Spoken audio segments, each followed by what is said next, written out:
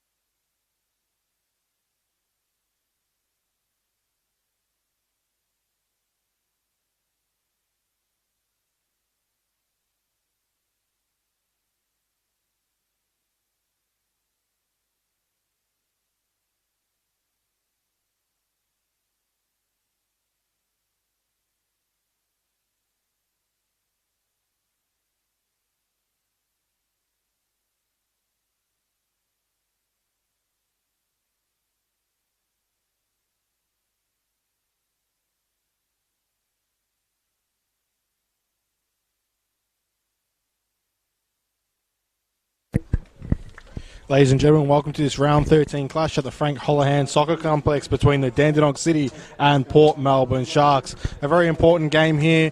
Dandenong City are going to be looking to pick up 3 points and start to move away from the relegation zone. And for the Port Melbourne Sharks, 3 points will see them stay within arm's reach of the final series this season. Just to go through the starting lineups to start off with the Dandenong City. Number 21, Stipo. Number 12, Sean Filipovic. Number 19, James Kelly. Number 13, Gregory Lombardo. Number 17, Liam McCormack. Number 24, Luke Pingleton. Number 20, Anthony Polyak. Number 8, Zach Thompson. Number 36, Stephen Topalovic. Number 14, Jaden Unmark. And number 1, the returning Demir Salchin. On the bench for the Dandenong City is number 7, Cheyenne Alinejad. Number 55, Peter Franjic. Number 3, Iki Jawadi. Number 16, Kyle Kennedy. And number 4, Luke Isles.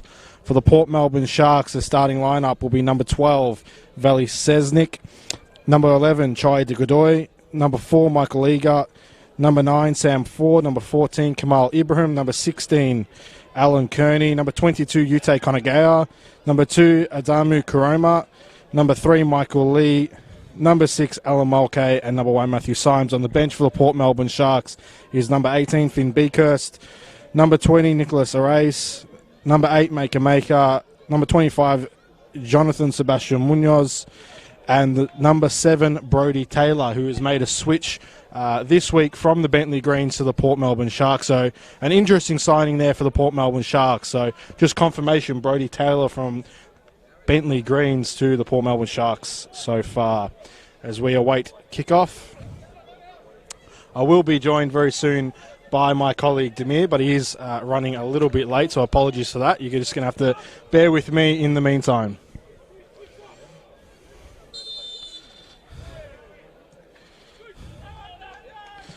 And Dandenong City are going to be kicking from right to left, and the Port Melbourne Sharks will be kicking from left to right as number 21, Stipo, gets us underway.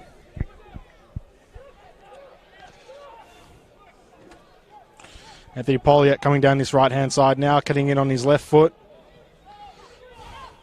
Finding Liam McCormack at the top of the box. Oh, and that would have been a fantastic start for the Dandenong City. Liam McCormack on his right foot on the volley, nearly finding the back of the net against Matthew Symes. Promising signs early from the Dandenong City.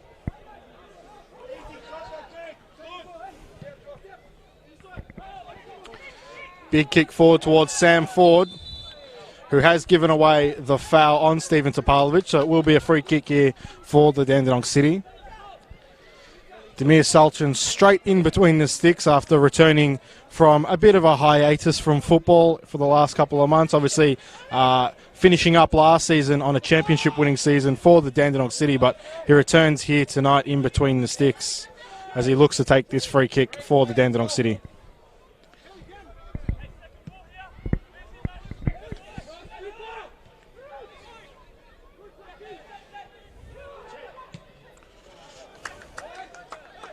Early effort there from Anthony Polyak is just wide, as Dandenong City have enjoyed the most of the play here in these opening couple of minutes. They've had a very positive start. The Port Melbourne Sharks have started off on the back foot. Very interesting. Port Melbourne did start on the back foot last week. They found themselves 2-0 down in the opening 25 minutes, and that was really ultimately what cost them in that 3-2 defeat to the Bentley Greens last week, and Dandenong City picked up a very important 3 points against Kingston City with a 2-0 victory at home against them last week, as Dandenong City are enjoying most of the play early here in this game.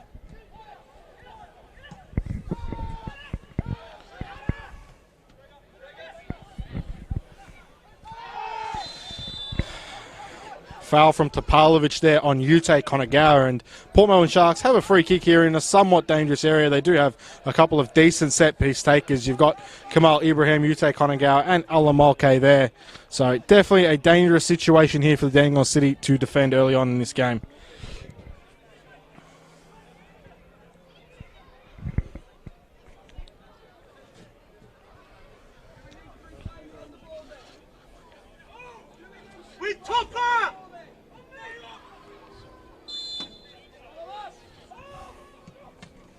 Tamed effort from Alamolke, who hits the wall as the ball bounces back out and his pass is ultimately wide. It looks like this is going to end up in a throw-in for the Dandenong City, and it will.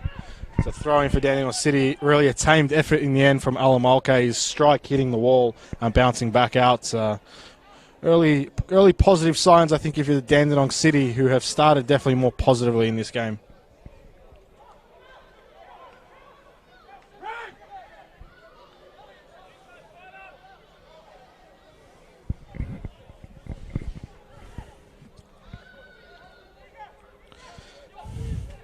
Dandenong City have had a reasonable week in the opening week of the transfer window. They did sign Demir Salchin, who has returned in between the sticks tonight. They have also signed Adrian Lay, who has come out of retirement and joined the Dandenong City. So Dandenong City definitely looking to beef up their squad in this mid-season window as they look to maintain their place here in the top flight of Victorian football. This is their inaugural season in Victoria's top flight, so you would imagine, considering how well they have done in previous years, that they would want to maintain this position.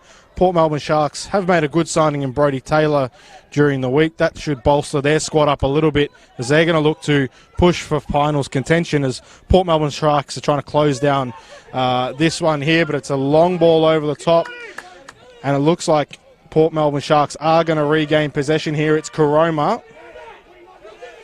Karoma back to Symes. Symes' long effort is away as Ute Konagawa is going to go up for this header. And it's Kamal Ibrahim who's popped up with the ball here. It's a turnover though, and Port Melbourne Sharks maintain possession in a bit of a chaotic spell in this game. Kearney into Mulcahy. Kearney switches it to Karoma, who has space here on this right-hand side. Karoma to Mulcahy, finds the feet of Sam Ford. I believe that it was, correction, Kamal Ibrahim. It's a foul there by Zach Thompson. Ibrahim tries to play it in behind here to Sesnick, but it's a little bit too much on it as Demir Salchin picks up the ball here. The game is definitely getting a little bit lively, a little bit more lively now, as both teams are going to look to really assert themselves in this game.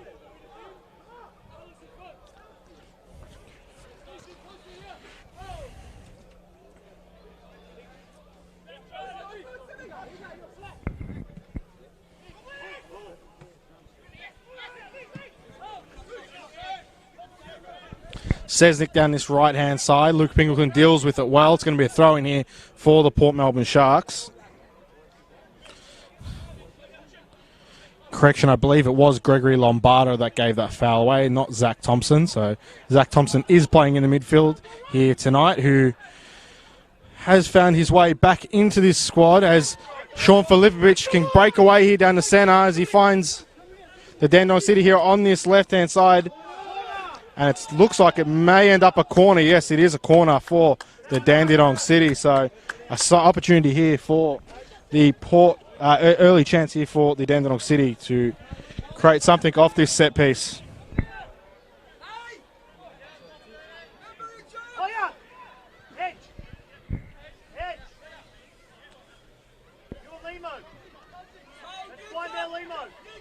If you want to push in a bit, you can. Early chance here for Stippo to whip the ball in. Ultimately finds the hands of Matthew Symes, so nothing comes off that set piece opportunity for the Dandenong City. As the ball is played out to Kamal Ibrahim. Ball over the top, tries to find Ute Konagawa, as it ultimately finds the hands of Demir Sultan. I have now been joined by Demir, who I think may want to take over this play-by-play, so I hope it wasn't too bad. But I'll give you over to Demir right now. Yes, thank you for welcoming me. Belated welcome from myself. My name is Damir Kulash. I will be your play-by-play commentator tonight.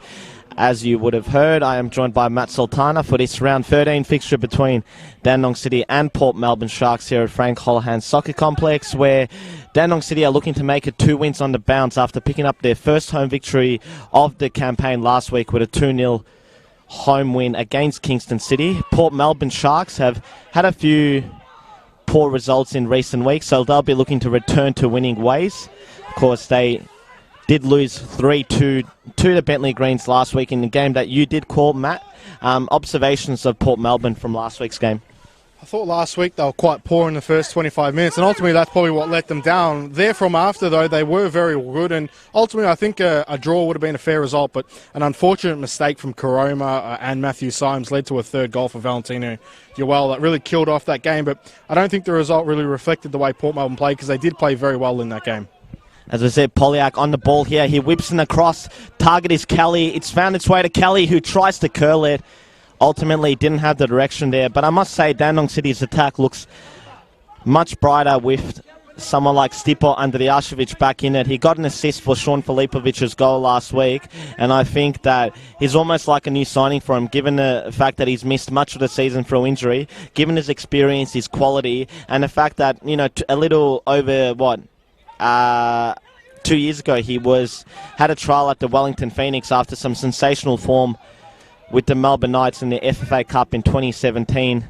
I think it might have been 2016, actually. But since then, his career has really been curtailed by injury, and he'll be looking to get back amongst the best players in the league with a strong second half of the season. And they'll need that, Dandenong City, given the start that they've made. As we see, Polyak on the ball again. He attempts a cross-in, but De Godoy got in there to divert it away for a corner kick. See Sam Ford into the starting 11 tonight. He's given the fact that he's a visa, a bit like in the A-League, you expect a bit more from the imports. How have you rated his campaign so far? I think for a player of that pedigree, look, I think if you're fair, it's probably been disappointing. He hasn't really chipped in too many goals this season, and he's probably made a bit more of a name for himself for missing chances and not scoring chances. So, look, I think for Sam Ford, back in the starting lineup and an opportunity to cement his place in the transfer window, I mean, I think Port Melbourne Sharks will definitely be looking at him and reassessing where they think he's going to be come the end of the window in the next couple of weeks.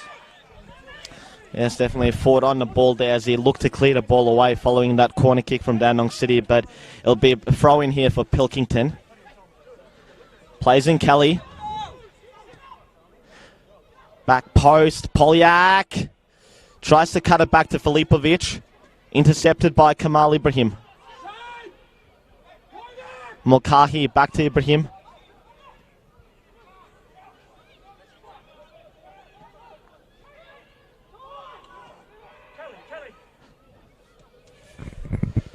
Ball with the 18-year-old Jaden Unmack here. Unmack should be Kearney's ball. It is. To his fellow Irishman in Mulcahy. A nice one too. Attempts to play it into Ford.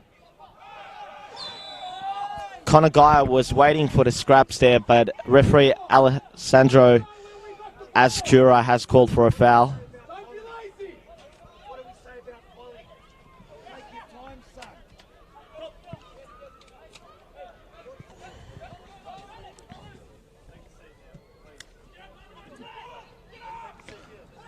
Ball looking for Kelly, but Cromer's headed it away.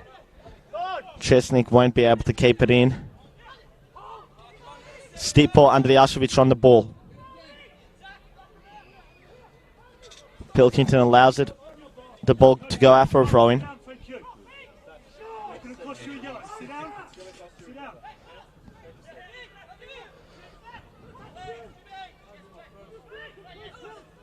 See Kelly's one out here, but eager. Great challenge.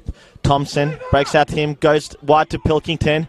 The ball in, and Eager was first to it once more. While they have been predominantly a mid-table team for much of the season, Port Melbourne, they've got one of the best defensive records in the league, and you've got to put a lot of that down to Michael Eager, the Kiwi captain, previously of South Melbourne, of course, as Zach Thompson, the former Leeds United man, looks to take in this corner kick. In-swinger from Thompson. Should be Symes, but there was a foul on him there with Pilkington and Kelly taking out the keeper. Matt, we also happened to be at Kingston Heath Soccer Complex a couple of weeks back for that Bentley Greens Dandenong City game. A much improved defensive showing from Dandenong City, but they perhaps lacked the end product on that evening to Fred and Bentley. Given the home win last week and the fact that they'll probably get more minutes out of Andrijašević, the fact that Filipovic has his maiden goal for the season, you expect a bit better from him tonight. Yeah, definitely. And I think one of the things we did speak about at that game against the Bentley Greens is Yute Konagawa has given away, well, I thought he had given away a handball free kick, but nevertheless, they've got a free kick. Look, they've got to be more defensively strong because if you don't concede goals, you give yourself a chance to win the game. And I think we saw that against Bentley because they were so defensively strong in that game. They stayed in it for longer and longer, and as the game went on, they looked more threatening and threatening as I believe it's Vali Sesnik here on this right-hand side. Disappointing cross in the end from Vali Sesnik, who's been one of Port Melbourne's bright sparks this season. 4 goals. He's their top goal scorer, and he's played less than 600 minutes of league football coming into tonight. So he's definitely been one of their most productive attackers, given the fact that we haven't mentioned probably the lack of goals from Port Melbourne, particularly someone like Sam Ford, who has been in and out of the starting 11. And also, I believe Sesnik was overseas a few weeks back for a trial in the Netherlands. Can you tell us a bit more about that, Matt? Yeah, I believe he did trial at SC Cambuur, which is a second division team in the Netherlands, and a well-respected second division team for taking in foreign players and being able to be kind of like a stepping stone for players to come into Cambuur, do well, and then go on to bigger and better things. So, from all reports, I believe he did quite well at that trial, but he hasn't heard anything back thus far, I believe. Filipovic tried to flip in Polyak, and a vital interception there from Eager, ricocheted off Polyak and into the grateful palms of Matthew Symes in goal for Port Melbourne. One of the tallest goalkeepers in the league, Matthew Symes, and he's been a solid addition to the dressing room at JL Murphy Reserve following his move last season from Blackdown City in the New South Wales NPL. Karoma on the ball here. Poor pass, couldn't find the feet of Sesnik, and it'll be a throw-in right underneath us here on what is a bit of a chilly night at Frank Holohan Soccer Complex. The fog isn't out and about as it is usually in winter, so we've got a few good weeks left, I think, Matt, before the real wintry weather kicks in.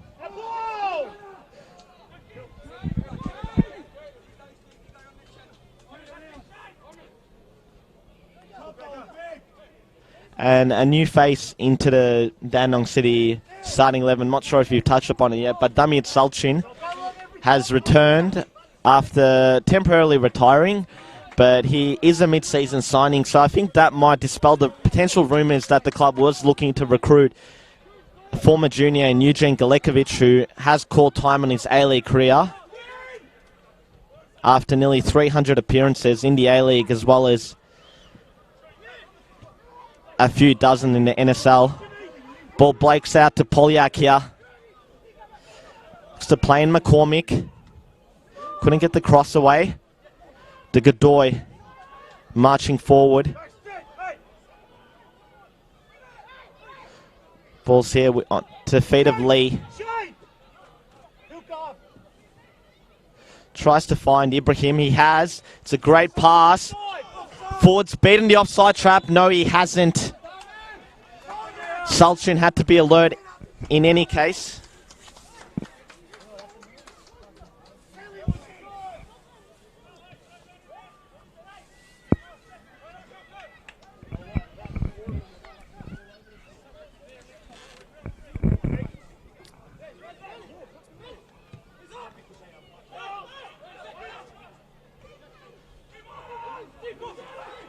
Safely Symes' ball there.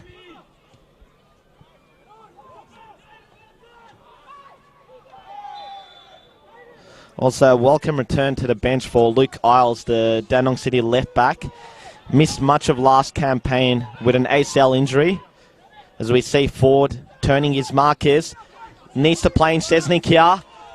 Sesnik has not beaten the offside track, so pretty poor in the end. I think the pass needed to be played a bit earlier, but I think Sesnik, given the fact that he had the whole line to look at, just didn't time his run there. Yeah, and given that Dandy City probably earlier in the season probably would have conceded a chance there because they wouldn't have been able to maintain their back line. But they've done well in maintaining that line and catching Port Melbourne offside, who are susceptible to the offside trap, I must say. It looks like James Kelly has the ball here on this right-hand side. Thompson with the curling shot, just didn't have enough curl on it in the end. We do also have a new face on the Port Melbourne Sharks bench with Brodie Taylor making a mid-season switch, I should say, from the Bentley Greens. Previously was on the books of the Edgeworth Eagles in the Northern New South Wales League, was one of the best players in that competition, made the move down to Victoria last season where he featured in the first half of that campaign with the Melbourne Knights. Moved across to the Bentley Greens halfway through, but was primarily used as an impact player by John Anastasiadis, so you'd imagine a move to JL Murphy Reserve will come with greater game time for the Novocastrian.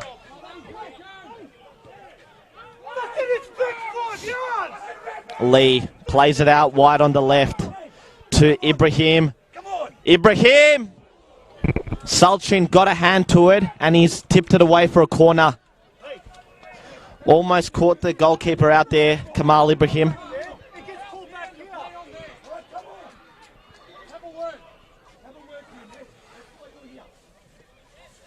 Of course, he is one player on the field that does have A-League experience.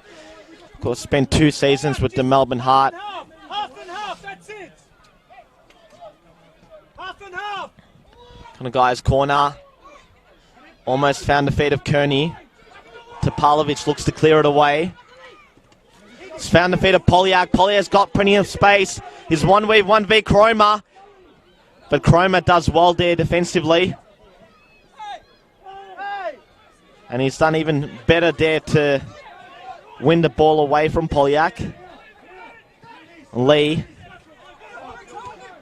Pilkington comfortably heads it, but Mulcahy will mop up there and he'll play out Ibrahim on the left-hand side, who's got plenty of space here. Ibrahim. Šesnik's at the back stick. He's found him. Valley Sesnik looked to play in forward. Pilkington was alert to the danger. Lee to Cromer.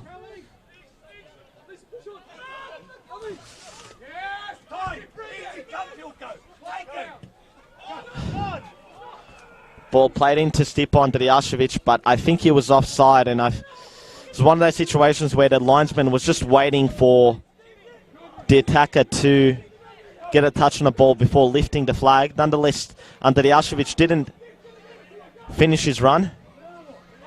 As we see some pressure from the Dandenong City attack cause a giveaway there by the Port Melbourne defence. Pilkington finds Drjašević to Thompson. Balls with Polyak. Attempts a 1-2 with Thompson. Polyak! Almost. Just needed a touch there.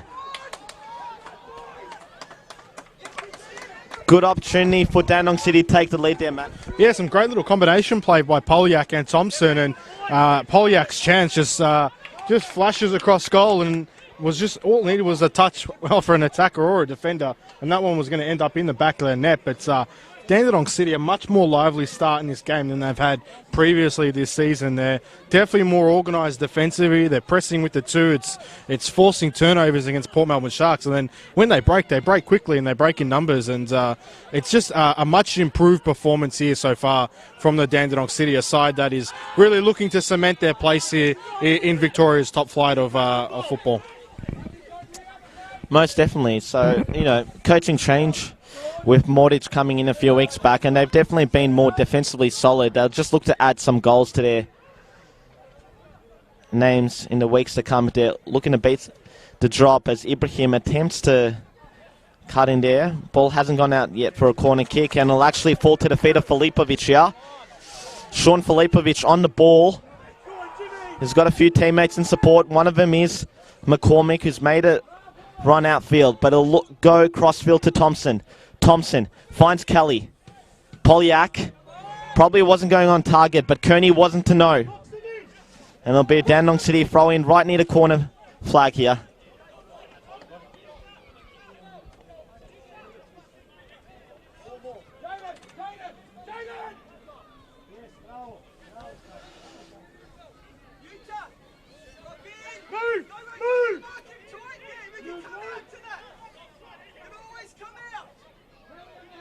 Pilkington with the long throw-in onto the head of Filipovic. Cleared by Konagaya temporarily, but Thompson, ball back into the box. Will not cause any danger to the Port Melbourne defence. Zach Thompson, signing that flew under the radar a bit in the off-season, given the fact that he came from State League 1, where he was on the books of Altona City, but he's got quite the pedigree on him, as you alluded to a couple of weeks back, Matt. Yeah, definitely. I mean, playing in the Championship and playing in League One, it's a very high level to play when you talk in the context of European football, because a lot of countries in Eastern Europe, it's because of financial reasons, they're unable to compete against teams in the Championship and in League One financially. So you do see a lot of quality players at level. So the fact that he has played at that level says something, that he's got something, because says Nick tries to win this ball here, but is unable to. But he's definitely got quality, but a strange one coming up from State 1. I know Altona City did have a lot of visa players on the books last year. He's definitely a good pickup for the Dandenong City. Slalom run by Topalovic is brought down by Amadou Karoma, and it'll be a yellow card for the former South Melbourne and Melbourne Knights fullback. And yes, that club that Thompson was on the books of was Leeds United, who had a disappointing end to their season yesterday, been knocked out of the playoff picture by Derby County.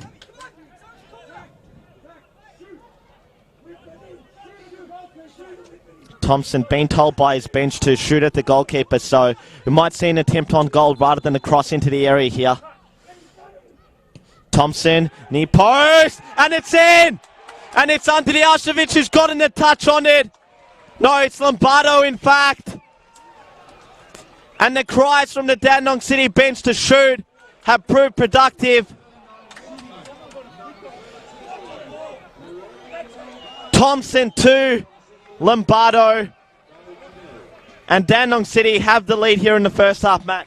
Yeah, well-deserved lead from the Dandenong City, and you could just see why they were calling for it. The way the Port Melbourne Sharks set up on that angle, a good delivery across the face of goal. All it needs is a touch to guide it in the back of the net, and Zach Thompson delivered it, and Gregory Lombardo delivered with his touch, and it's now 1-0 to the Dandenong City. A great start here for them in this very important clash.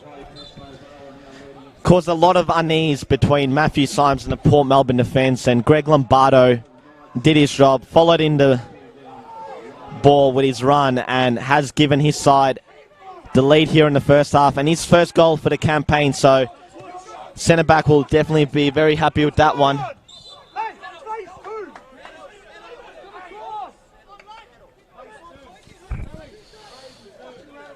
Well,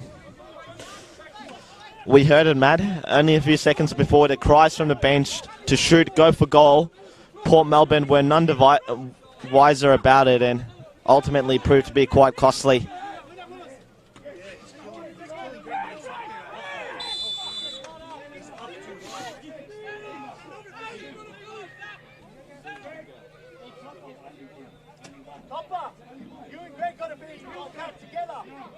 And we'll update you with a few progress scores from tonight's other NPL games.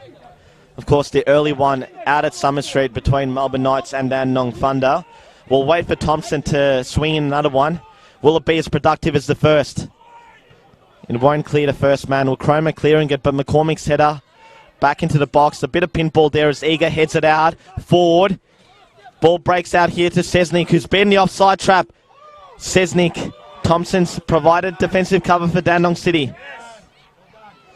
Important touch there from Lombardo, who had to race back. Up! Sjendi, good, dobro. Nemoj sad na njih.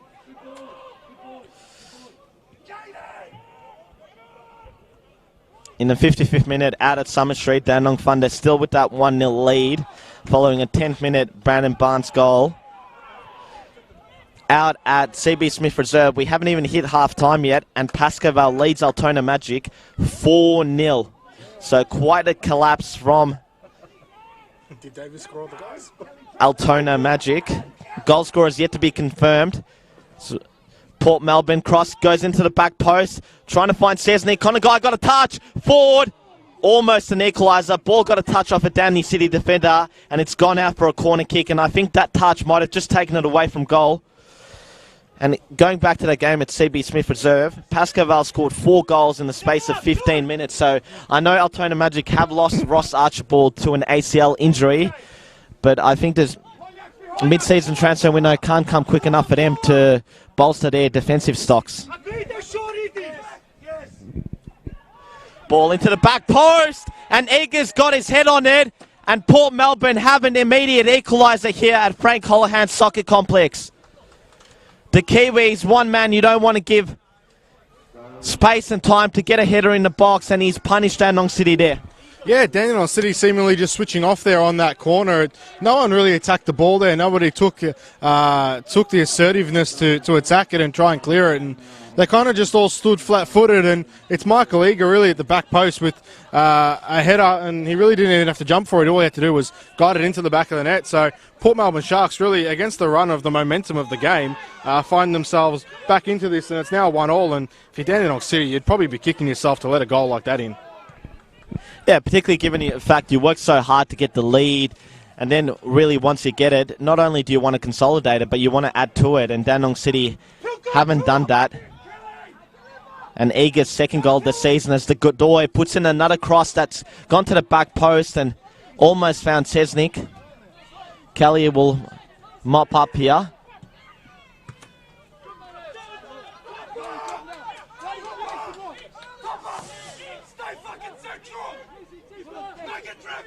And also a welcome addition to the Dandenong City defence. And if there's one man that knows a thing or two about defending, it's former Socceroo Sasha Ognanovsky, who we didn't see on the bench a couple of weeks back in that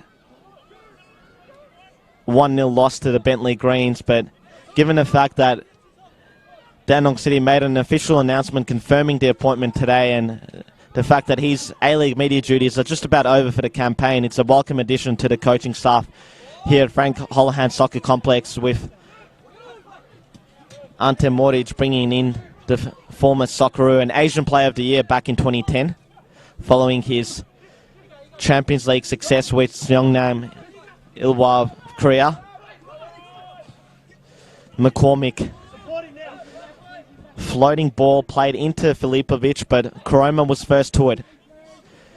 Kearney, of course, has a bit of pedigree himself. Began his career with Everton. Was part of their youth team in the mid-noughties. But he's been a fixture on the Victorian football scene for almost a decade now, really. I think he initially moved down here and was a part of the Southern Stars before stints at the likes of Hume City, South Melbourne, Dandenong Thunder, and also Dandenong City, because he was a part of their promotion-winning campaign last season. So he'll have fond memories of Frank Holohan Soccer Complex and his time at the club. And no surprise to see him reunite with his compatriot in Alan Mulcahy in defence, of course. Mulcahy himself, a former League of Ireland player. Those two of the most experienced players in the NPL, as we see an attempted ball by McCormick. Of course, one of their former teammates during those days at Southern Stars was Liam McCormick. I think that was Liam's first move down here to Victoria after his stint with the Brisbane Roar youth team after winning Football Superstar. Of course, there's a few members from Football Superstar in the Dandenong City squad. Luke Pilkington, the Season 2 winner, who was in the books of Melbourne Victory for a couple of seasons. Stephen Topalovic as well, a finalist in Season 2. So you see the ball here with Kamal Ibrahim, who goes into the area. Ball still here with forward, but Topalovic calmly places it to Polyak, who's not known for tracking back so far deep, but he's going to do the job when required. And you've got to say it's a more attacking lineup from Dandenong City, because not only have they got Andrijašević, Polyak and Filipovic, but Kelly, who can play in that front three, is playing a bit deeper in midfield.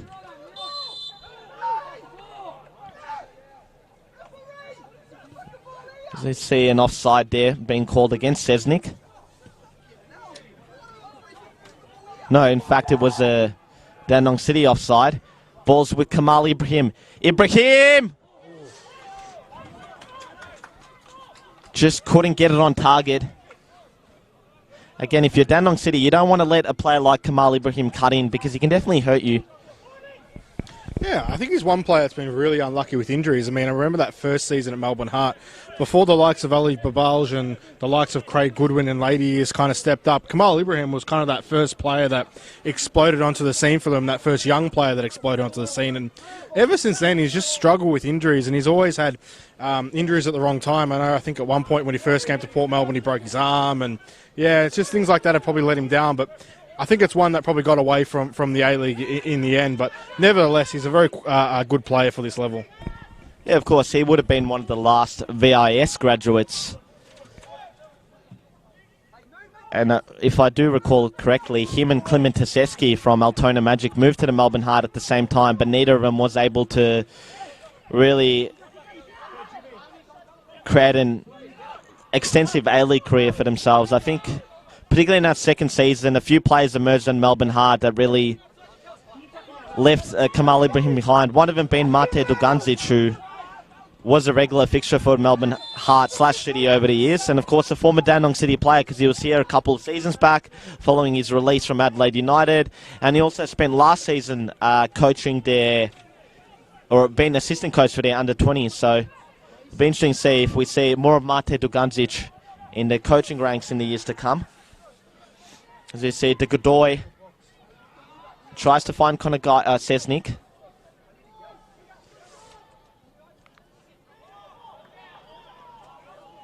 Unmack on the ball, but the ball had actually gone out off him, and it'll be a Port Melbourne throw.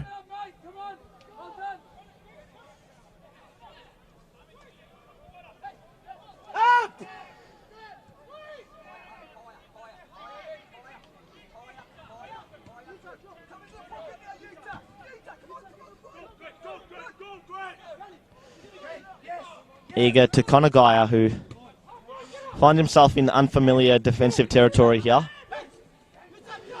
But he's definitely a quality import, and as we see him play the ball to Ibrahim, who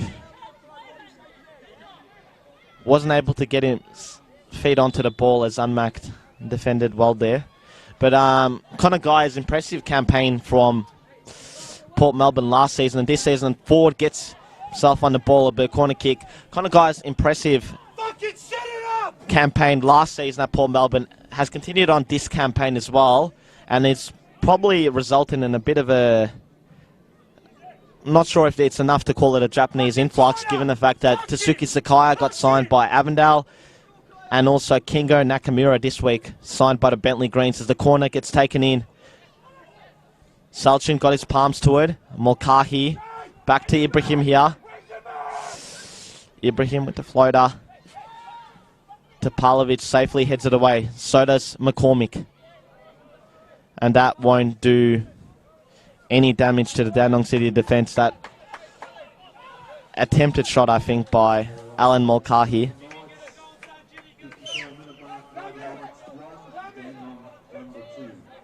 And we do have a progress score from Summer Street where each team has scored a goal, meaning that Dandenong Thunder lead 2-1.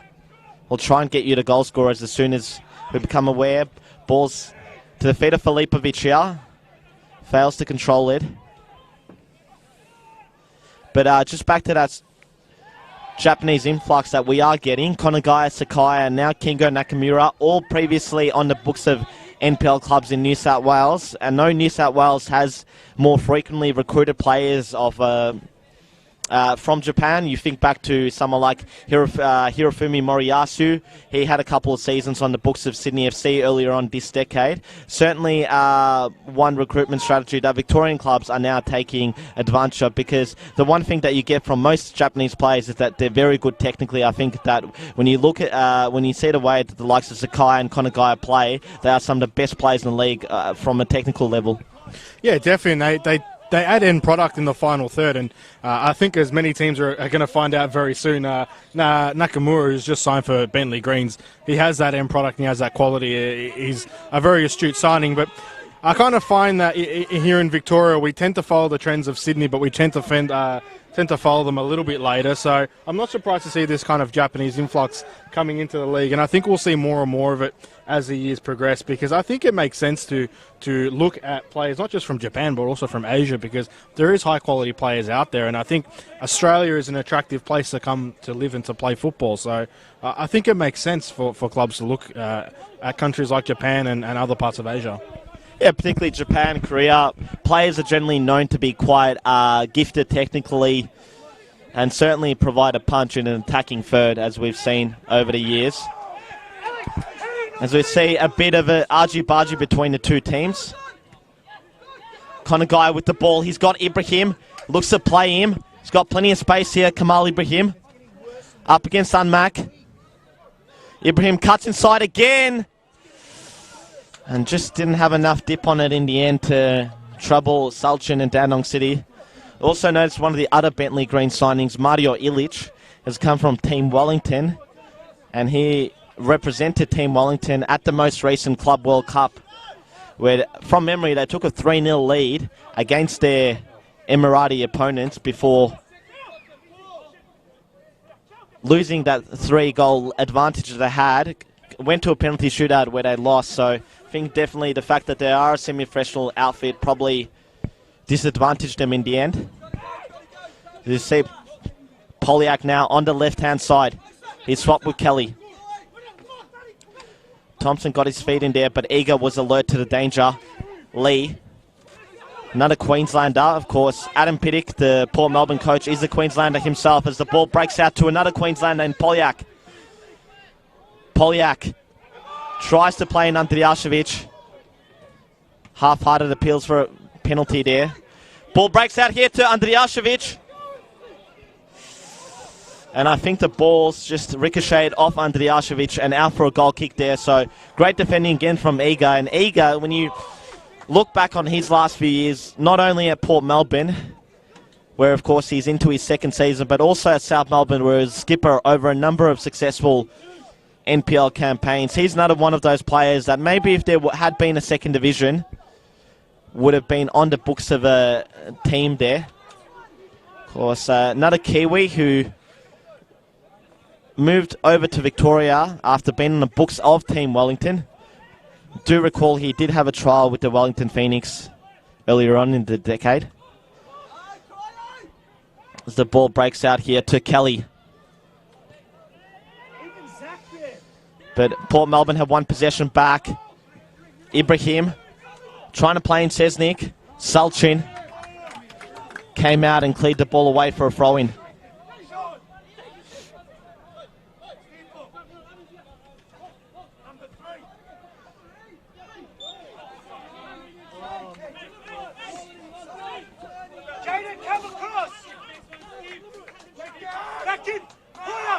And there'll be a free kick here for Port Melbourne.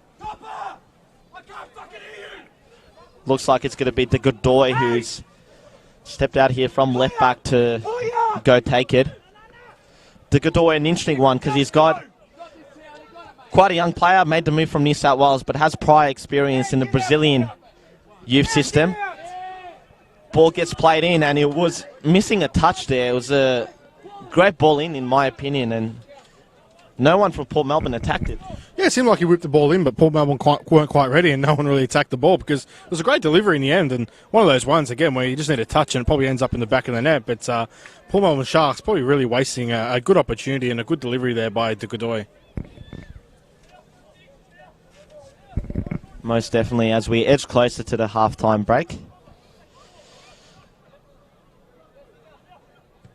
In that game at Summer Street, Dandenong Thunder got a second goal to make it 2-0, but the Melbourne Knights have half the deficit. And such an odd situation. The Dandenong Thunder are yet to win a home game, and they seemingly pick up all their points, bar two draws that they've had at home, away from home. So they definitely seem to be a better team away from home, where they look to use the likes of Brandon Barnes and Peter Skapetis on the counter-attack. Connor Geyer. Back to Eager. Symes with the long goal kick. I think Ford was offside and it's been given there. And I think one thing that's been quite apparent following his move down to Victoria last season, Adam Piddick has really reinforced his reputation as one of the best young coaches in Australian football. I think he's only in his early 30s. And the fact that he not only steered Port Melbourne away from a relegation fight, but got him a top 6 finish, got them to the round of 32 in the FA Cup for the first time in their history, says a lot about the achievement and his qualities as a coach, given the fact that they had such a limited roster last campaign. As we see Filipovic on the ball here, but that cross had a bit too much on it. Half-time score at CB Smith Reserve is 4-0 to Pascoe Vale.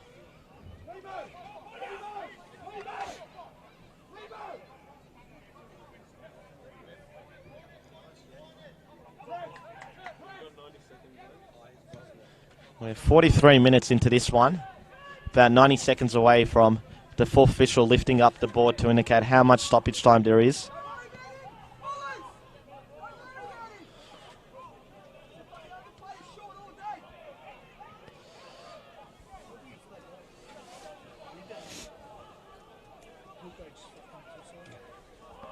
Really, that result at CB Smith Reserve out of nowhere, given the fact that Pascoe Vale have generally struggled this campaign.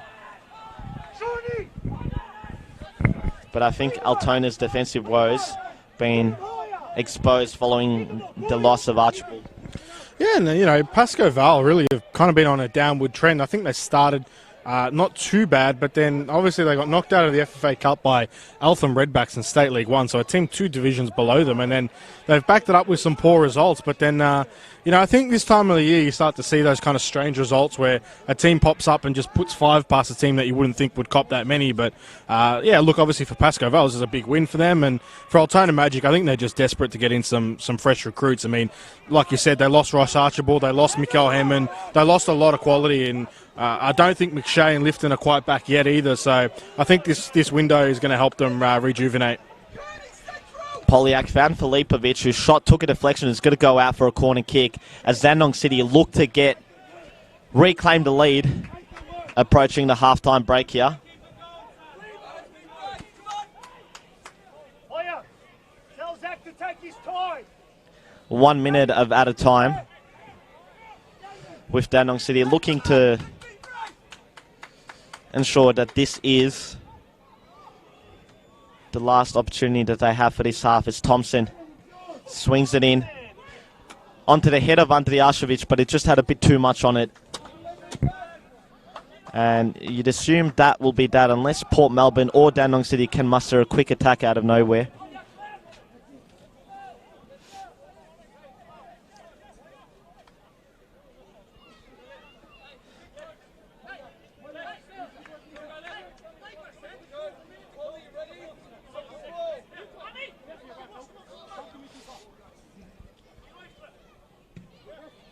Symes with the long goal kick. Pilkington will clear.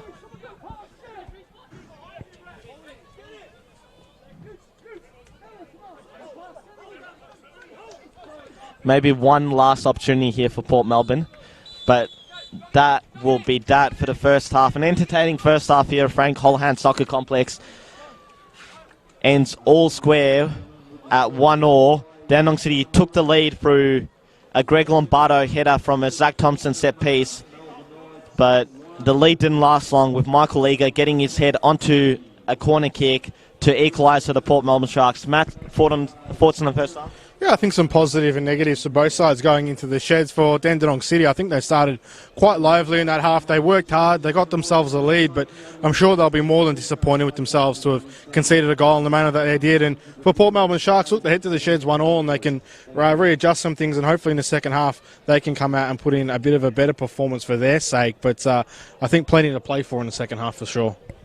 Most definitely. We'll take a short break as well for the halftime interval, and we'll see you on the back of the 15-minute break.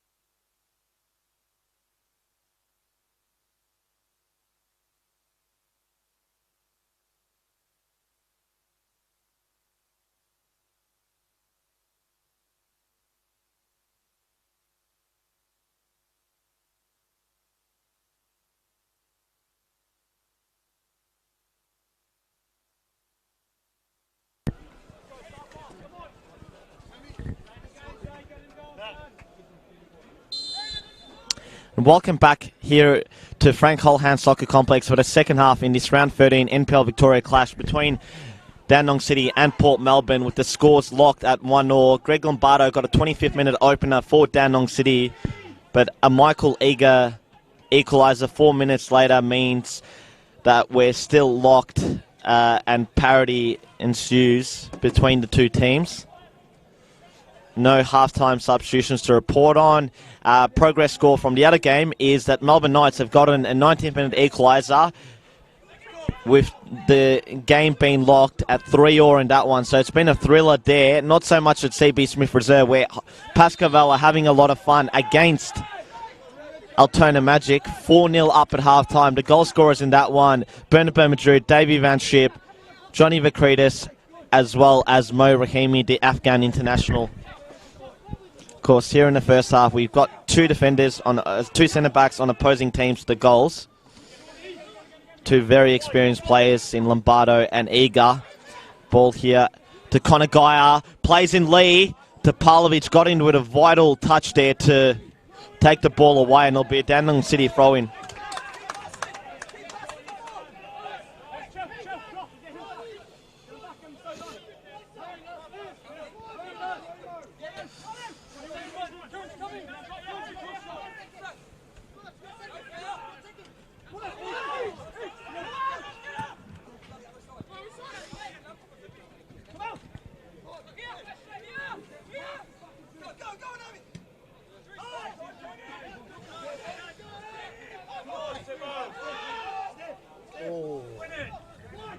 Almost a bit of confusion there between defender and goalkeeper, Kearney and Symes.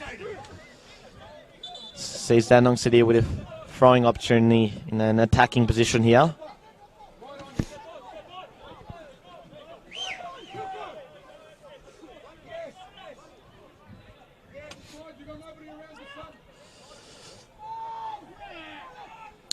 Headed by Andrijašević. Ultimately cleared by Kearney.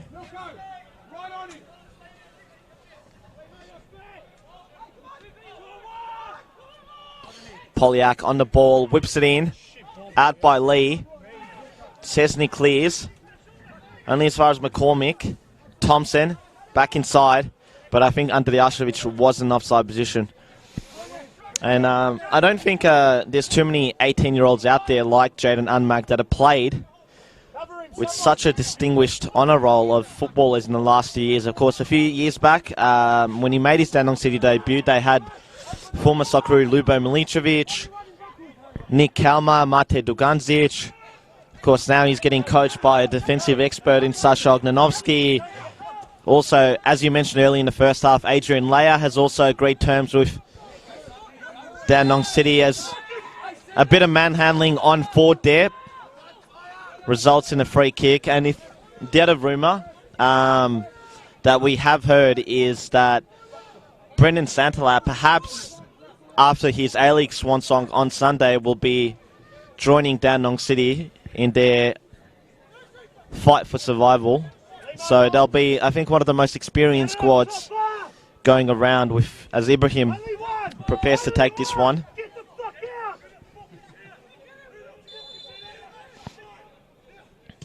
Ibrahim. Topalovic heads away. So does Andrijašević. Kelly. Pilkington with a scuff clearance, but looks like it's going to find its target in Andrijašević. Good turn. Another good turn there by Kelly. And he looks to play in Polyak, who stayed onside. It's been sort of cornered in. Cross comes in to McCormick. Couldn't return a pass to a teammate. Chroma clears it. I think Pilkington not happy there with the defensive effort of Polyak.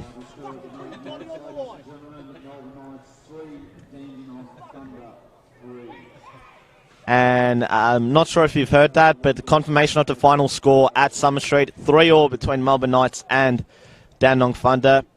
So a good result in the end for, well, Had I told you that scoreline prior to the game, you would have thought it's a good result for Dandenong Thunder. But given the fact that they had a 3-1 lead going into the final 15 minutes of that game, they'd be bitterly disappointed not to have gotten all 3 points. Andrijašević couldn't find Polyak. Ibrahim to Lee.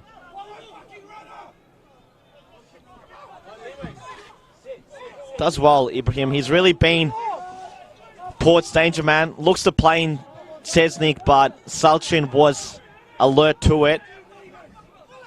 Ibrahim again looks for Cesnik. Think he's beaten the offside? No, he hasn't. Might have jinxed him there. So that's the second time that's happened. Dandenong City coach Ante Moric exchanging a few words with the fourth official. Nothing too contentious in that first half, I thought. It's been a game where it's been primarily smooth sailing for referee Alex Ascura. Yeah, I think it's been, to be honest, it's been a bit of a tussle this game. I think that's probably the best way to describe it. I don't think either side's really produced too much quality, especially in the final third, but they've definitely, the effort's definitely there, and obviously you can tell that both sides are desperate for the 3 points. And I mean, for Dandenong City, given tonight's results, you would think that 3 points would really is a must out of this game if they want to stay within touching distance of the teams above them, and also for Port Melbourne Sharks, a good opportunity to try to close the gap between them and the top six if they still have finals aspirations, which you would think they do. So I think the next 40 or so minutes are going to be very important here at Frank Holohan Soccer Complex to really decide, I think, where both of these sides are going to go in the next couple of weeks. Most definitely, and we did mention the pedigrees of the likes of Thompson, who's on the ball here. We'll say we'll play for a second as Polyak goes to McCormick. He'll go out wide to Unmac, but he took a bit of a heavy touch and it allowed Sam Ford to strip him away for the ball, but not for long as Dandenong City have the throw in. Unmac's quick throw to Filipovic. Filipovic, tame effort, but Symes fumbled it and ultimately got his hands onto the ball.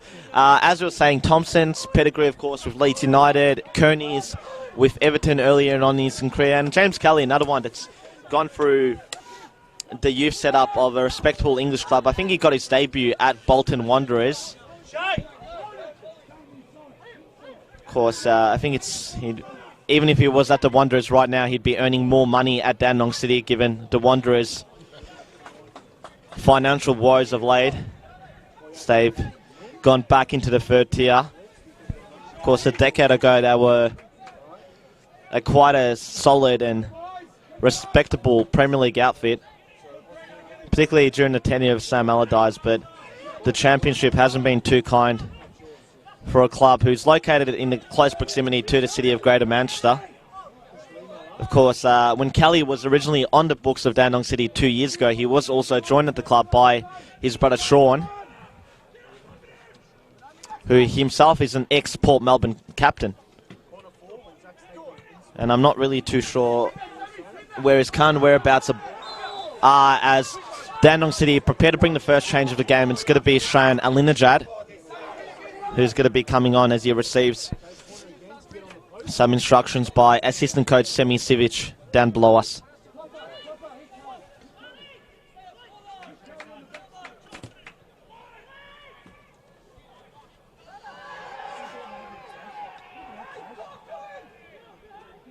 Andrijašević. Cross by Pilkington onto the head of Thompson. Symes with a good parry away. Probably just didn't have enough power or direction to find its way into the back of the net.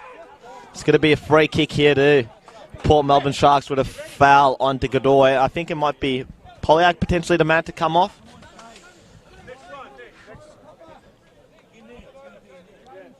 Because he has been, I think, the first cab off the ranks in recent weeks in terms of substituted players. Alinajad himself is more at home on the right side of midfield, so another change they could make is Jaden Unmac, who is a natural right back. We've seen Alinajad play that role as well this campaign, but I think the teenagers had another respectful evening, as we see an offside And referee Alex Escura will honour that call. Dandenong City, I think, will wait for the next stoppage to make that change.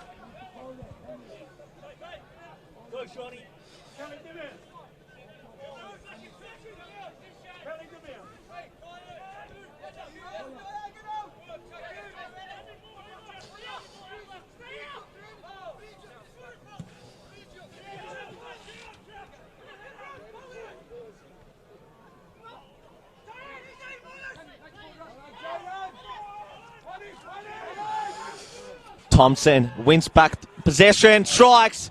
Good save again by Symes. Got down low to divert that ball away from danger. And, you know, being such a tall goalkeeper, that's the one thing that he does have. He has a great reach. Kelly into Polyak, but De Godoy got up well. Another shot by Thompson, cleared by De Godoy. On to Lee. To Ibrahim, who'll look for Konagaya, but I think McCormick's going to get here first. And he just couldn't keep it in as Dandenong City is about to make that change. I think it might even be... No.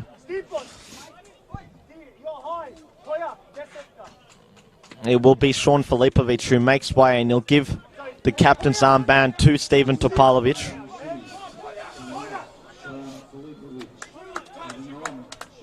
So you'd think a bit of a reshuffle here in attack for Dandenong City.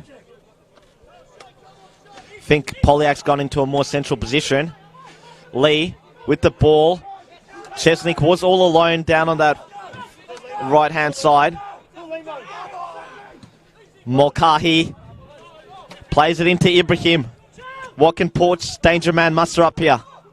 It's up against Unmac, who's done so well there to win back the ball, showing experience beyond his tender years there. Dandenong City couldn't create anything in attack, and Symes with a long goal kick. Ford's trying to throw his strength and weight around there. He's combined here with Konagaya. Back to Ford. Ford's in here, and he narrowly misses the target there. Sam Ford, really, that's pretty much been the story of his season. A great opportunity there to put the Port Melbourne Sharks against the run of play 2-1 up in this game, but his effort was just too far wide in the end. Demir Salchin did very well to force Sam Ford to make to make a mistake there, and ultimately his attempt was a poor one in the end. And Port Melbourne Sharks, you're probably going to look back, hopefully not on this game, and think, what if, with an opportunity like that, as the benches exchanging some fiery words with the fourth official, but nonetheless a big opportunity missed there for Sam Ford. Yeah, it's one of those nights where you'd probably hate to be the fourth official. But Ante Moric, definitely one of the more vocal coaches, as we found out in his first few games.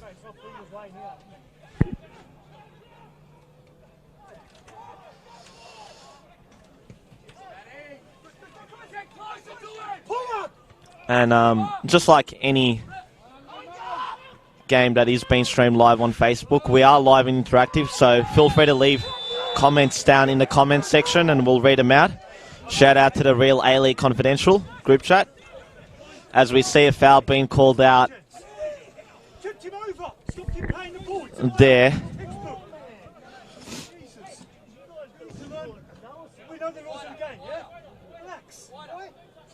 We see the assistant referee 1 sticking up for his full official there and giving a bit back to the Dandenong City bench. I think Josh Byrne did quite well there.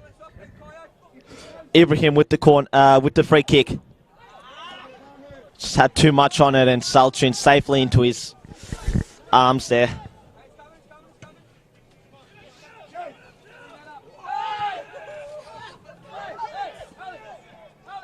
And now it's Port Melbourne's turn to protest at a non-decision.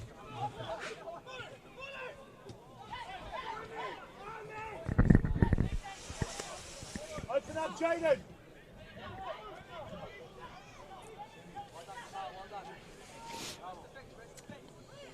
Konagaya It's really deep. Finds Karoma to Lee. Knee touch by Ford. He's played in Karoma. At the back post, Ibrahim. And safely out and away by the Dandenong City defence, but wasn't before a few nervous moments there. Chesnik. And again, the ball missed everyone as Ibrahim looks to keep it in. He has.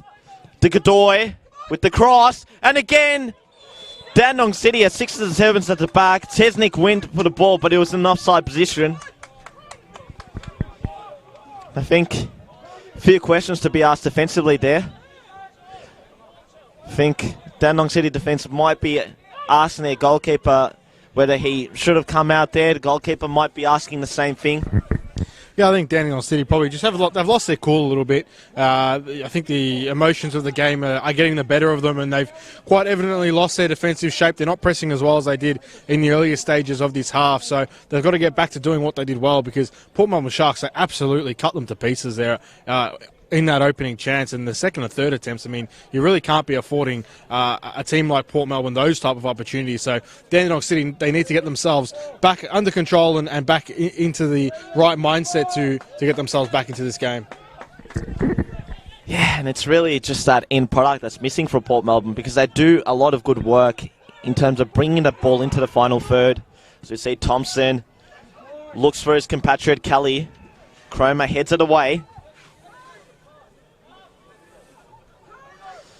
Kelly v. Cromer. Neat back heel there from Kelly to Polyak. Back to Kelly. Twisting and turning. Looking for Andrijašević, but Kearney was aware of the danger and he heads it away. Only as far as Pilkington. Thompson, but the attempted Port Melbourne attack just had a bit too much on it, and safely into the hands of Salchun, who, as we mentioned, has returned from his temporary retirement. I think he's going to be a welcome addition to this dressing room. As very popular figure at Dandenong City. And we do know what they say about goalkeepers generally being a bit crazy. They can definitely agree that over the past few years, Damien Salchin has been involved in a few incidents. Very passionate and fiery character, but definitely one of the best in the business.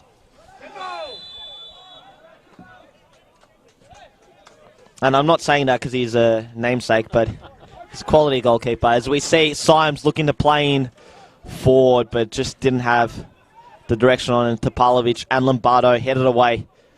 Pilkington, his header didn't find its target. Karoma to Cesnik. Stayed onside this time round. Couldn't find the accuracy on the cross. Headed out by Linjad, but only as far as Ibrahim. Ibrahim looks to play in Chesnik, but he's offside. And I think that's one too many offsides for Chesnik tonight, as we see Port Melbourne about to bring on a substitute. I think we might see a debut here for Brodie Taylor.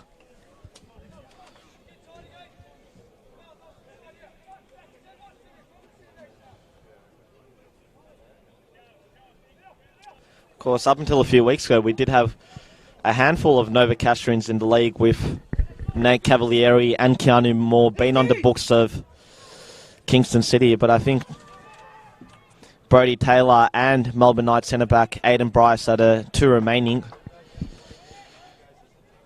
players who hail from the Hunter. And it's always a good sign, I think, for the quality of NPL Victoria when they can recruit players from Northern New South Wales who have probably outgrown their surroundings there. Probably a bit easier for them to move down to Sydney to play in NPL New South Wales. Yeah, I think also too with the Northern New South Wales League, it's probably more of an import league than it is of an export league, especially for a state like Victoria. I think it's pretty hard for players to come from Northern New South Wales to Victoria, just probably because of the sheer quality difference between the two leagues. So, yeah, we haven't seen too many successful candidates, but I have to admit, I think Brodie Taylor and Aidan Bryce probably are the best two. As we see Dandenong City trying to muster attack here. Ball will fall to the feet of Polyak. Goes down. Shouts for a penalty. Waved away by the referee. Alinejad.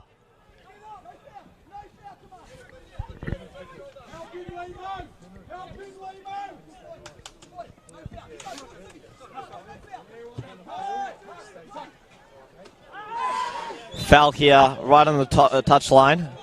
Into the back of Kamal Ibrahim. And one of the other things about that Northern New South Wales League is we see Taylor about to make his Port Melbourne Sharks debut. And I think he's going to come on for Sam Forward. So another frustrating night in front of goals for the Englishman.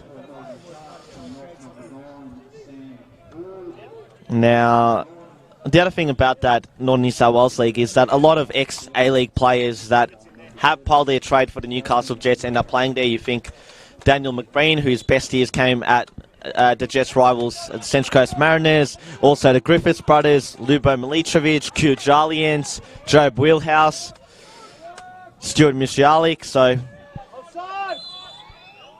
plenty of pedigree there, and a lot of clubs with a lot of history, I guess you could say. A few come to mind: Broadmeadow Magic, Charlestown, Hamilton Azuri. Sure, I missed a few as well. So apologies to some of those. Edgeworth Eagles, who have been one of the more successful clubs in recent years. As we see Dandenong City about to bring their second substitution on, and it's going to be Iki Jawadi, the former South Melbourne man, who's about to come on. And I think it might be Anthony Polyak, who will depart the field of play. We'll just momentarily hold back that substitution. Kearney, punt up long. Unmack at Linajad to Pavlovic with another punt himself. Polyak to Thompson. Found Kelly here. Kelly up against Cromer again. Kelly cuts in, low shot, safely into the hands of Matthew Symes. I think it might be one of Anthony Polyak's last involvement. Go Shane! You got him! You got him! There you go, he's all yours, our ball! Alinejad. And it's Brody Taylor, who will be played up front. Bit of an unfamiliar position.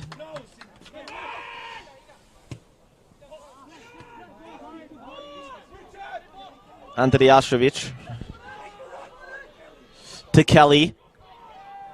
Kelly just didn't have enough bend and dip on it at the end, as we see that substitution now.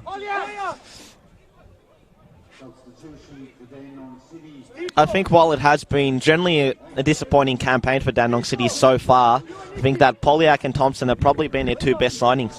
Yeah, definitely. And Polyak really had that game against the Green Gully where he scored a hat-trick and kind of announced himself to NPL Victoria. But he's worked hard in recent weeks, but he has been unable to really find frequent goal-scoring form. And obviously Zach Thompson, especially tonight, has probably shown his quality and what he can probably do going forward. I think for Dandenong City, there's plenty to be positive about. They've got a good foundation of players now, and such a well-supported club like Dandenong City, it would be quite a shame to see them go back down to NPL2, but I think they've got enough here within this squad, and I'm sure they're going to recruit a couple more to avoid the drop. Yeah, and I thought one of the sort of disappointing signings that they did make, who isn't on the bench tonight, so a few question marks might be raised as to his future availability. Mark Ochieng, who never really found his feet in Victorian football.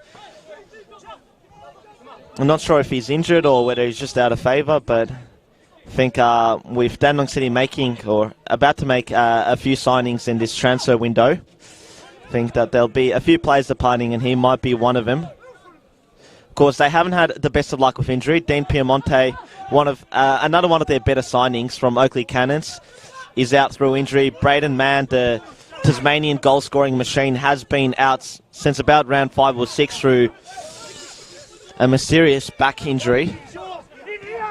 Port Melbourne about to bring on their second change as well, as we see De Godoy attempt to play in Ibrahim, but the ball just doesn't have enough on it and will go out for a throw-in. And I think one of the things that's always quite difficult for teams that are coming into NPL 1 from NPL 2 is to adapt to the intensity and the level of play in the top tier, given the fact that, you know, a lot of people from Dandenong City, especially in those opening few rounds, said that at this level, you just get punished for the mistakes that you don't at NPL 2. So I think it's taken them a few weeks, but what they're really sort of looking to do now is to learn those lessons and to put in a much better showing in the second half of the season. Yeah, look, NPL 1 and NPL 2, they're very different leagues. And like you said, you know, in NPL 2, you don't get punished for the mistakes that you make at NPL 1 level. And I think in NPL 2, it's a lot. You're up against a lot younger players. So I think it was very easy last season for Dandenong City just to bully their way through the competition and claim that league title, which they did quite convincingly. But really, ultimately, you can't do that at NPL 1 level because it's kind of a bit of a cliche to just go out there and try and bully your way through the game. So I think they found that part the most difficult because they could match teams for the physical and the intensity, but then the next question is their quality. And I think in the first couple of rounds there just wasn't quality there for Dandenong City, but I think they've identified that now and they're definitely recruiting a little bit better than what they did in pre-season. So look, I think Dandenong City have probably learned the mistakes from this first half of the season, and they'll be a better club for it going forward, especially if they can remain in the top flight of Victorian football. Most definitely, as we see, I think it's Finn Beakhurst who's about to come on for Port Melbourne Sharks. So one Queenslander off for another.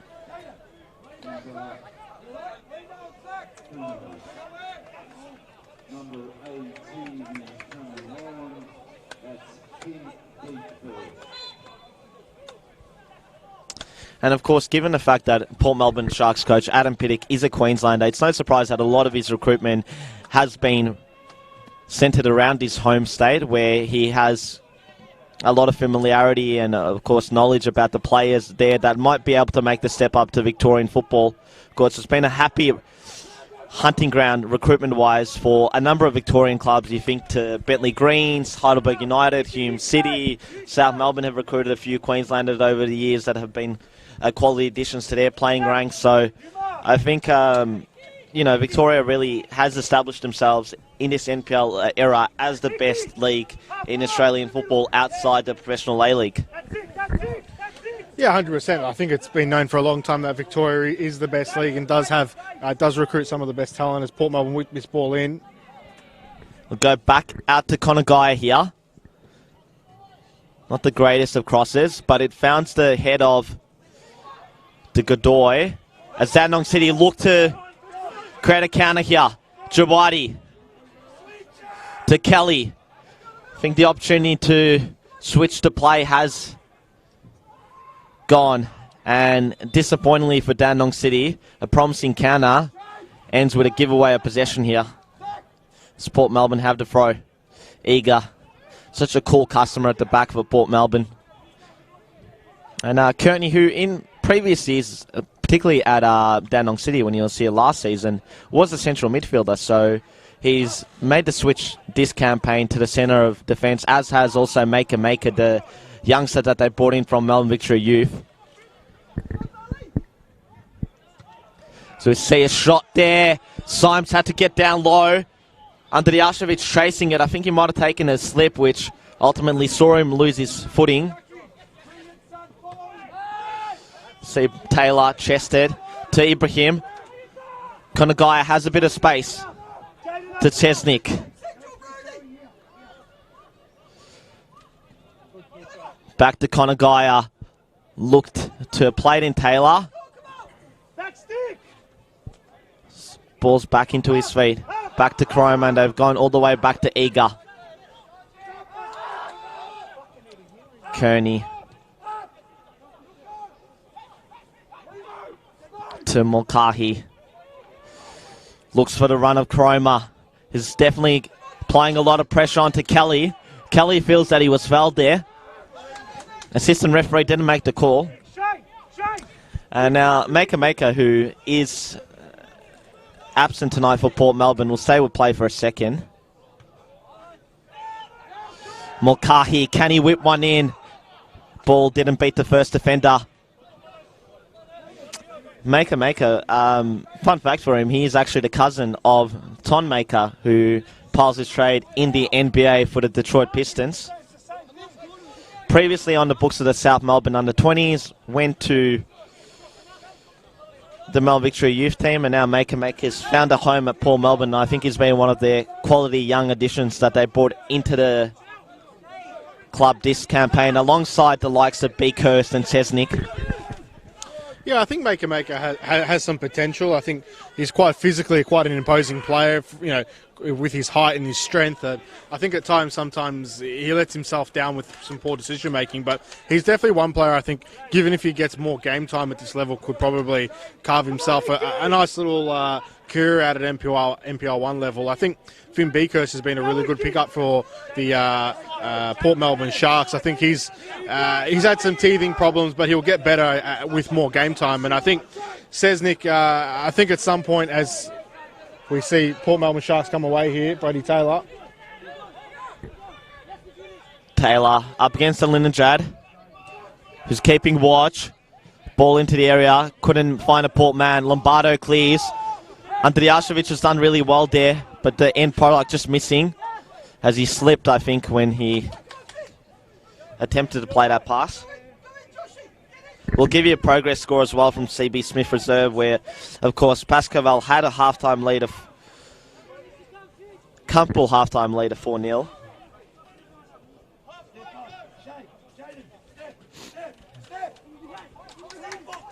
So it's 5-2 into stoppage time. So at least Altona Magic have gotten back a bit of respectability by winning this half, but it's definitely their worst performance of the season.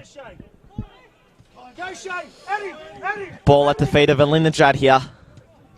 What can the Futsalroo do?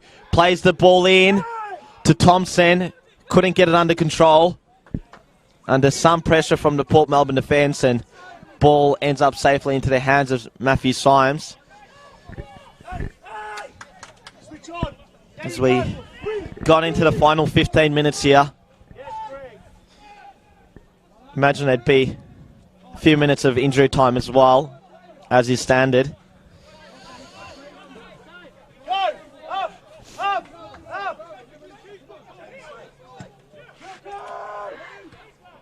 Attempted crossfield ball, intercepted by Pilkington. But eager, as he has been most of the night, first to the ball, and ultimately one back possession for Port Melbourne. Koroma go back to his goalkeeper, Symes. Kijawadi also been played in a more advanced position. We're more accustomed to seeing him sort of a defensive midfielder, box-to-box midfielder in recent seasons.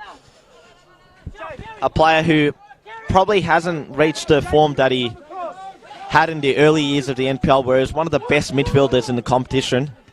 De Godoy looks to play in Cesnik, but I think Salchin will get to the first, and it was another offside call against Cesnik, who has struggled to hold his line tonight.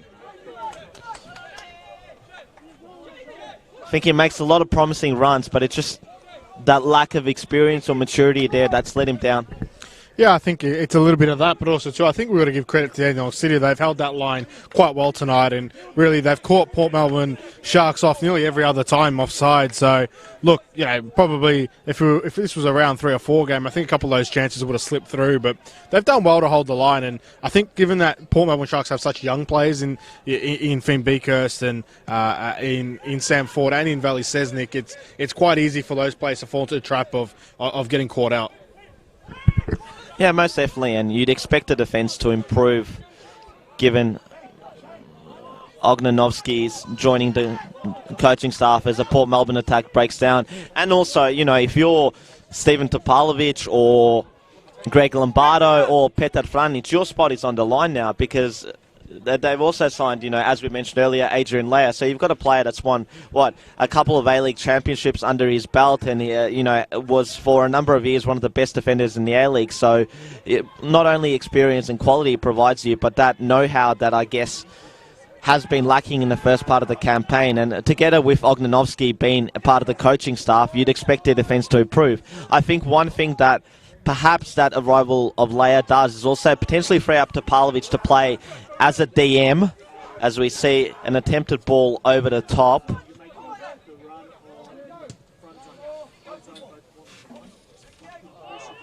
think Dandenong City will bring on Luke Isles pretty soon. Andrijašević caught offside. Will it be Isles or Petar Franic?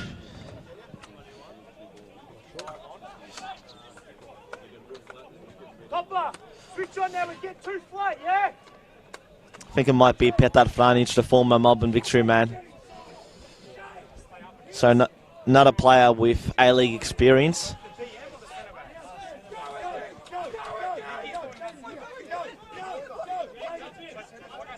I think he was given his A-League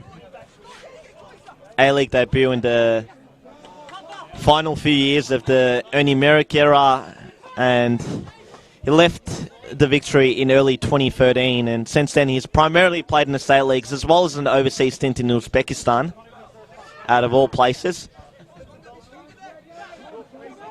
But we have seen a few Aussies there: Roston Griffiths, David Carney, Andrijašević to McCormick. His attempted ball to Kelly, couldn't find a target. Cromer headed it away. Ball's at the feet of Chesnick. Go to his fellow youngster Beakhurst. But a turnover in possession there. Sees Kelly, attempted playing Andrijašević.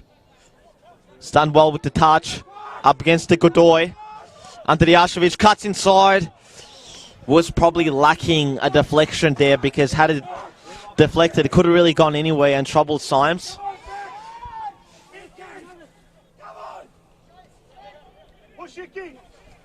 Eager to Konagaya, who is really the Sharks' playmaker. Chesnick to Beakhurst. Clever footwork by the youngster. Shot from Port, and Brodie Taylor almost got a debut goal there, just off target. And you've got to say that Port Melbourne have looked the more likely of the two teams to score an ultimate winner. Yeah, I mean, Port Melbourne Sharks, I mean, they keep opening up the Dandenong City and they have these great passages of play, but just again, there's no end product. No one to put the ball in the back of the net. Brodie Taylor, that would have been a great start to his campaign at JL Murphy Reserve. But, yeah, Port Melbourne Sharks probably playing the better football, but just again, they just can't score the goals, and it's really been the story of their season thus far, and it's probably the thing that's keeping them out of the top six right now, to be honest. Yes, and just an update. Full-time score at CB Smith Reserve: Pascoval 5, Altona Magic 2. So definitely goals have poured in at the other venues. 13 goals in just 2 games. As we see, also Port Melbourne preparing to empty out the bench with Maker about to make his introduction.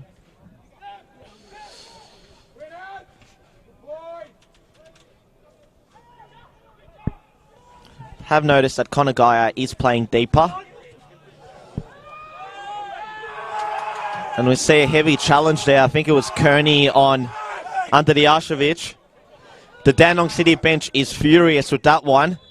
I don't think a referee, Alex Escura, saw it. And the concerning factor here is that it's Stipo Andrijašević who is down, and we've spoke in the first half about the fair share of injury turmoil he's had over the last few seasons, particularly with the knee. One of those players that I did throw a question out to NPL 2-player yesterday about where Stipo Andrijašević would have been had it not been for all his injury setbacks that he's had. And I think the consensus was quite unanimous in that he would be playing the A-League.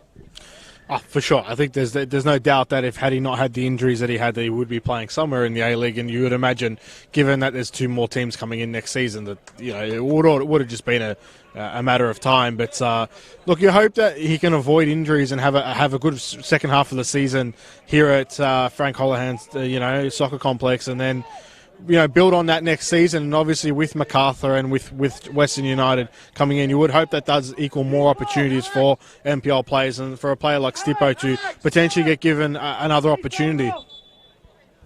And the good news is that Stipo Andrijašević is actually running that one off. He has been substituted with Petar Franic coming on, and the surprising thing is that Petar Franic has actually gone into a forward position.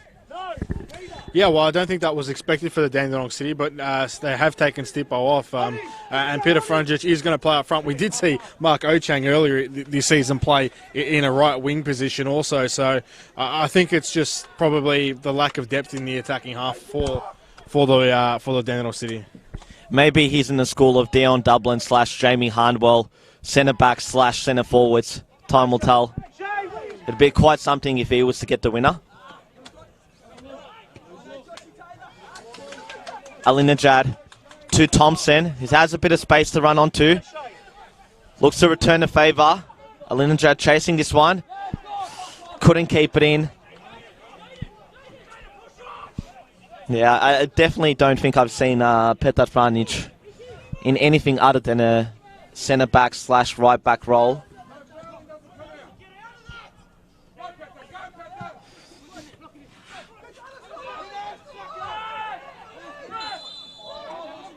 So you see a high boot there by Thompson. It's a free kick for Port Melbourne, really on the halfway mark.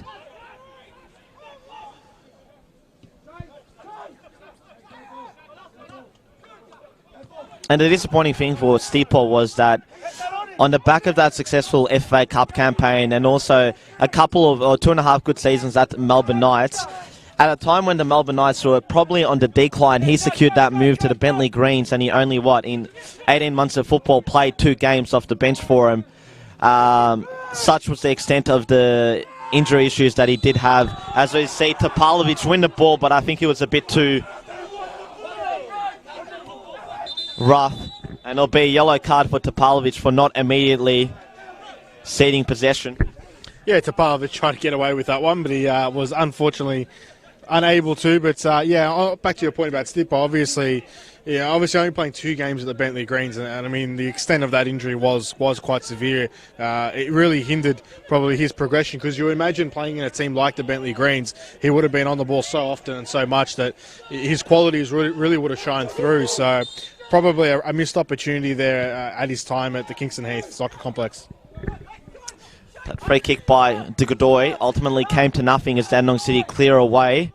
Ball is with Koroma, launches one long, but not the greatest of balls. In search of Ibrahim, who is probably one of the smaller players height-wise for Port Melbourne. Great touch by Ibrahim, but ultimately lost possession. Makers won it back, and he was fouled there by Unmac, who was just a bit late. And he acknowledges that. He'll go into the book, Unmac. It's just one of those ones where I think he just went in a bit too late. And I think referee Alex Ascura indicated 3 minutes of stoppage time. See a question's been fielded to the 4th official from Dandenong City bench once more.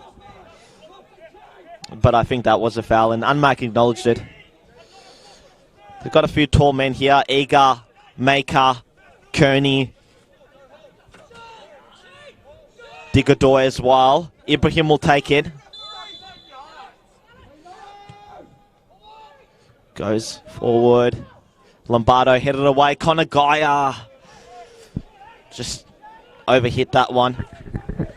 Yeah, Port Melbourne Sharks. I think, though, as this game goes on, they'll probably be really disappointed with them not being able to take their chances in this game, because they created some really good chances, but once again were unable to take them. As for Dandenong City, I thought they started the game well. I thought they started the second half well, but there was a period in the second half where they evidently, I thought, just really kind of lost their shape and kind of lost their cool a little bit, and the game really opened up, and I think that has really suited Port Melbourne. And look, I think there might be a goal in this, you never know, but you'd imagine that both sides will push hard for it. Okay, a few minutes to go, including stoppage time. Who wins it from here? Look, I got a feeling I'm going to pick Dandenong City. Ball goes into the box. It'll fall to the feet of Linjad, but his touch let him down.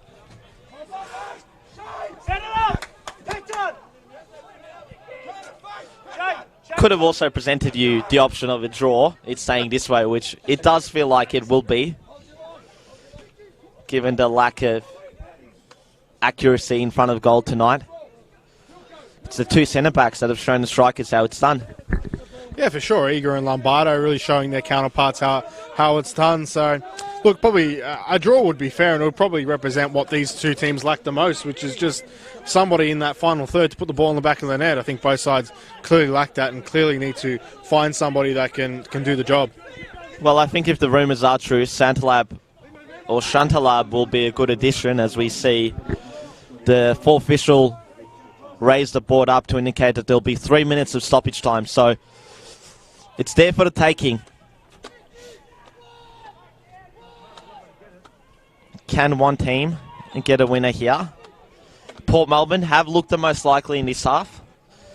But as you've noted, I think the lack of firepower for both teams, particularly Port, because they had that one really good chance with Ford that just flashed wide of goal. Looked for all money that it was going in before ultimately finding its way off target. It's really been the story of their season and the story of Sam Ford's season, as you mentioned it. So expect a bit of movement in the transfer window from both teams. Port Melbourne bringing across Brody Taylor, Dandenong City, Damir Salchin and Adrian Leia, as we mentioned earlier. So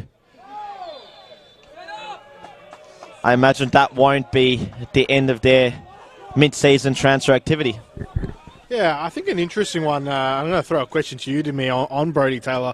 We know he does have quality, but do Port Melbourne Sharks really need any more midfielders? I mean, they've already got so many. Yeah, and particularly midfielders that are, quite creative, can play in that attacking midfield role or in a wide forward role. You look at Beakhurst, Chesnick, Ibrahim, Connor Gaia, Stella. Still, we haven't seen much of him for much of the season. Ball breaks out to Linajad here. Flashed across goal, was missing a touch. Not sure if he was trying to find a teammate or whether he was going for goal himself there, Linajad. Not the most frequent of scorers. Spent a number of years at Summer Street with the Melbourne Knights. I think he's best known for that stint, as well as subsequent spells at South Springvale, Bulleen Lions and the Oakley Cannons.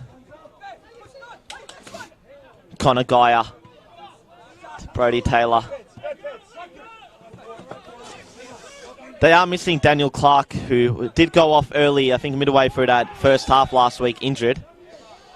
Where's the yellow there, Alex?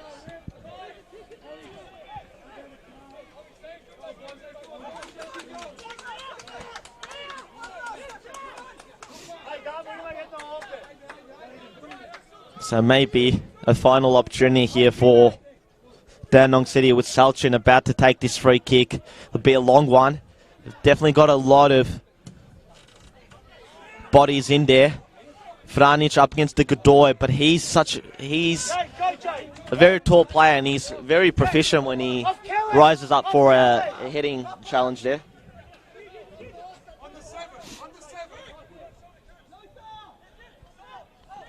Kelly still on the ball to Unmac. Cross goes in. I think it was Thompson who was rising, but that will be that as the game ends 1-0. An improved showing from both teams. Greg Lombardo got the opener in the 25th minute, only for Michael Leagard, the Port Melbourne Sharks skipper, to equalise 4 minutes later. Matt Sultana, thoughts on the game? I think if you're a Dandenong City supporter, you'll be quite happy. I think they've improved over recent weeks and they're definitely picking up the points, which is very important going into the second half of the season. I think if you're Port Melbourne Sharks, you'll probably be ruining the chances that they missed. I thought they definitely played the better football throughout the game and they created some really clear-cut opportunities, but again, it's just they're lacking that player in the final third to put it away from them. It's going to be interesting movements in the next couple of days and weeks with the transfer window opening. It'll be interesting to see where these two sides go in regards to that, but some big games ahead for both sides as they both look to achieve the goals that no doubtedly they set out at the start of the season. Most definitely. And as we look ahead to next week, Dandenong City with a tough challenge, of course, going away to Avondale, who have only dropped points twice this season with draws to Hume City and Heidelberg away from home. They've definitely made Avenger Park a fortress. Port Melbourne, I'm trying to think who they've got. I think you're pulling up the fixture, so I'll leave you to that, Matt. But it's definitely been one of those seasons for both teams where a lack of firepower up front has probably cost them a few points. As we see, Port Melbourne will be away on Monday week that is, to Kingston City. So that'll be a must-win game for the home side. The first meeting in round one ended in a goalless draw, so you'd expect the goals to flow in this time. Kingston themselves, I think, will make a few moves in the transfer window themselves. So they'll be all to play for that one. As the season reaches its halfway mark, Dandenong City will get a point tonight, but will ultimately finish the round in the relegation zone. Port Melbourne will finish it a few places above the relegation zone, but they'll know that unless they start picking up victories, that they'll perhaps creep a bit closer to those unwanted positions.